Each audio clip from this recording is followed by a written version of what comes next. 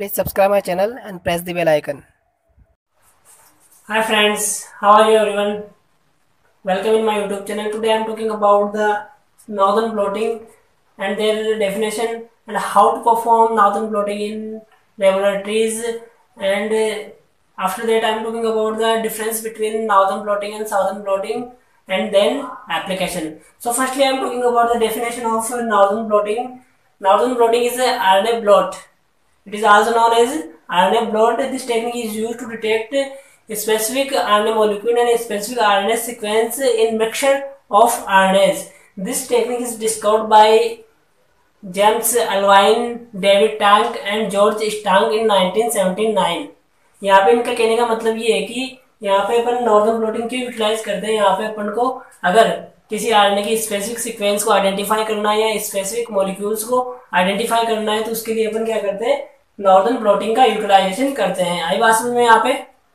तो ये तो थी इसकी डेफिनेशन। अब अपन बात कर लेते हैं कि डिफरेंस क्या है, मतलब नॉर्दर्न ब्लॉटिंग और साउदर्न ब्लॉटिंग के अंदर डिफरेंस क्या है। तो फर्स्ट डिफरेंस की अपन बात करें नॉर्दर्न ब्लॉटिंग और साउदर्न ब्लॉटिंग के अंदर, तो जो साउदर्न ब्लॉटिंग जो होती है ना वो अपन स्पेशली डीएनए के लिए यूज करते हैं। डीएनए की स्पेसिफिक सीक्वेंस को आइडेंटिफाई करने के लिए अपन साउदर्न ब्लॉटिंग यूटिलाइज करते हैं, जबकि नॉर्दर्न ब्लॉटिंग के अंदर अपन आरएनए की स्पेसिफिक सीक्वेंस को आइडेंटिफाई करने के लिए नॉर्दर्न ब्लॉटिंग यूटिलाइजेशन करते हैं। आई बात समझ में? फर्स्ट डिफरेंस आया इसका समझ में। सेकेंड डिफरेंस की हम बात करें यहाँ पे, तो यहाँ पे क्या होता है, यहाँ पे अपन जेल इलेक्ट्रोफोरेसिस की बात करें तो जेल इलेक्ट्रोफोरेसिस के अंदर यहाँ पे अपन नॉर्दर्न ब्लॉटिंग के अंदर एगारोस जेल इलेक्ट्रोफोरेसिस यूटिलाइज मतलब यूज करते हैं यहाँ पे एगारोस जेल इलेक्ट्रोफोरेसिस का नॉर्दर्न ब्लॉटिंग के।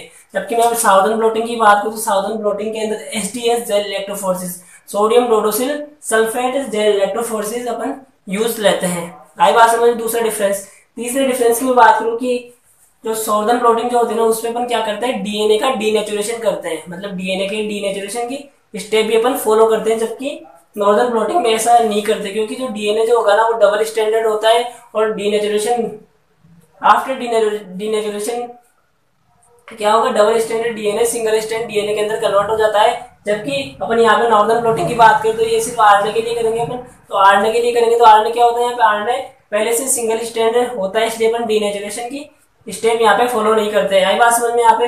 तीसरे डिफरेंस की अपन बात करें, तीसरे डिफरेंस के अंदर ब्लॉटिंग की अपन बात करें, ब्लॉटिंग की बात करें तो ब्लॉटिंग साउदर्न ब्लॉटिंग की मैं बात करूँ तो साउदर्न ब्लॉटिंग के अंदर जनरली अपन नाइट्रोसेलुलोज मेम्ब्रेन का यूज करते हैं उसके अंदर, और नॉर्दर्न ब्लॉटिंग की मैं बात करूँ तो यहाँ पे अपन नायलॉन मेम्ब्रेन का यूज करते हैं। आई बात समझ में यहाँ पे? नेक्स्ट डिफरेंस की मैं बात करूँ तो नेक्स्ट डिफरेंस के अंदर यहाँ पे जो होगा ना फिक्सेशन, नॉर्दर्न ब्लॉटिंग के अंदर जो फिक्सेशन की जो स्टेप जो होगी ना उसके अंदर अपन फिक्सेशन यूवी और हीट के द्वारा, मतलब बाय यूवी एंड हीट के द्वारा अपन क्या करते हैं, फिक्सेशन करते हैं। जबकि साउदर्न ब्लॉटिंग के अंदर अपन कैसे इनके द्वारा फिक्सेशन करते हैं। आई बात समझ में यहाँ पे? हाइब्रिडाइजेशन की अपन बात करें तो साउदर्न ब्लॉटिंग की बात करें, साउदर्न ब्लॉटिंग के अंदर हाइब्रिडाइजेशन की बात करें तो उसके अंदर अपन रेडियो एक्टिव लेबल प्रोब का अपन यूज करते हैं, जिसके अंदर डीएनए हाइब्रिडाइजेशन होता है। जबकि अपन नॉर्दर्न ब्लॉटिंग की बात करें तो नॉर्दर्न ब्लॉटिंग के अंदर आरएनए और डीएनए का हाइब्रिडाइजेशन होता है। आई बात समझ में यहाँ पे? नेक्स्ट डिफरेंस की अगर मैं बात करूं, तो जो साउदर्न ब्लॉटिंग जो होती है ना वो आरएफएलपी का एक एग्जांपल होती है, जबकि नॉर्दर्न ब्लॉटिंग आरएफएलपी का एग्जांपल नहीं होती है। तो ये था difference between southern blotting and northern blotting.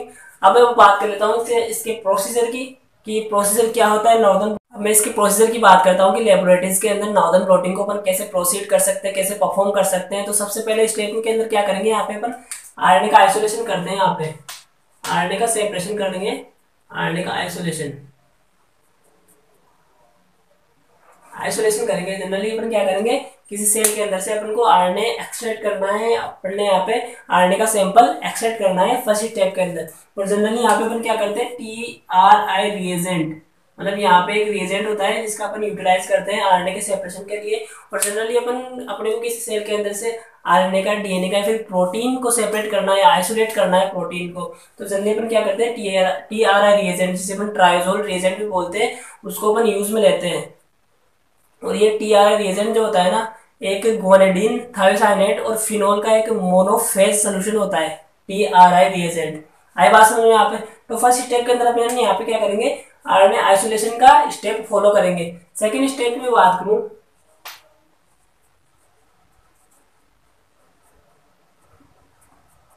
Second step के अंदर अपन यहाँ पे जेल इलेक्ट्रोफोरेसिस करवाएंगे। जेल इलेक्ट्रोफोरेसिस के अंदर क्या होता है, यहाँ पे जनरली अपन एगारोस जेल इलेक्ट्रोफोरेसिस काम में लेते हैं यहाँ पे।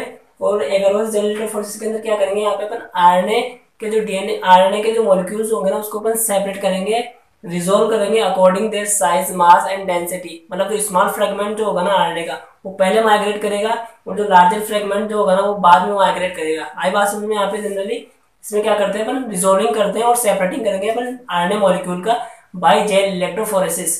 थर्ड स्टेप की मैं बात करूँ तो थर्ड स्टेप के अंदर यहाँ पे अपन ब्लोटिंग वाला स्टेप फॉलो करेंगे। तो ब्लोटिंग के अंदर क्या करते हैं, यहाँ पे अपन जनरली जो आरएनए के जो मॉलिक्यूल होंगे ना, आरएनए के मॉलिक्यूल को अपन क्या करेंगे, ट्रांसफर करते हैं नायलॉन मेम्ब्रेन के ऊपर। आरएनए के जो मॉलिक्यूल होंगे ना, आरएनए के मॉलिक्यूल को अपन क्या करेंगे, ट्रांसफर करते हैं नायलॉन मेम्ब्रेन के ऊपर। आई बात समझे। थर्ड स्टेप के अंदर ब्लोटिंग वाला स्टेप अपन फॉलो करेंगे। फोर्थ स्टेप की मैं बात करूँ तो फोर्थ स्टेप के अंदर क्या करेंगे अपन, फिक्सेशन करेंगे, फिक्सेशन। और फिक्सेशन किसके द्वारा करेंगे अपन, बाय यूवी एंड हीट के द्वारा। मतलब यहाँ पे अपन क्या करेंगे, जो नायलॉन मेम्ब्रेन जो होगी ना, नायलॉन मेम्ब्रेन के ऊपर अपन आरएनए के मॉलिक्यूल को फिक्स करेंगे बाय यूवी और हीट के द्वारा। कर लिया अपन यहाँ पे फिक्स करने के बाद में क्या करेंगे अपन, हाइब्रिडाइजेशन करवाएंगे। फिफ्थ स्टेप के अंदर अपन हाइब्रिडाइजेशन वाला स्टेप फॉलो करते हैं यहाँ पे, हाइब्रिडाइजेशन।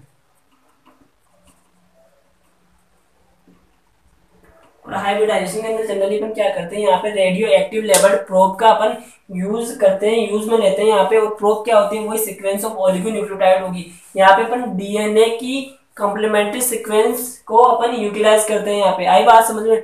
यहाँ पे क्या होगा, आरएनए और डीएनए हाइब्रिडाइजेशन होगा यहाँ पे, आरएनए और डीएनए। और जबकि मैं सॉदर्न ब्लॉटिंग की बात करूँ तो सॉदर्न ब्लॉटिंग के अंदर क्या होगा, वहाँ पे डीएनए हाइब्रिडाइजेशन होता है, और यहाँ पे आरएनए और डीएनए हाइब्रिडाइजेशन होगा। यहाँ पे क्या होगा, जो सिंगल स्ट्रैंड आरएनए होगा ना उस पे जाके कॉम्प्लीमेंट्री डीएनए की सीक्वेंस बाइंड कर जाएगी, जिससे हाइब्रिडाइजेशन हो जाएगा इनका। और जो अनबाउंड जो होगा ना, अब मैं सिक्स स्टेप की बात करूँ तो सिक्स स्टेप के अंदर क्या होगा, वॉशिंग करेंगे अपन, वॉशिंग।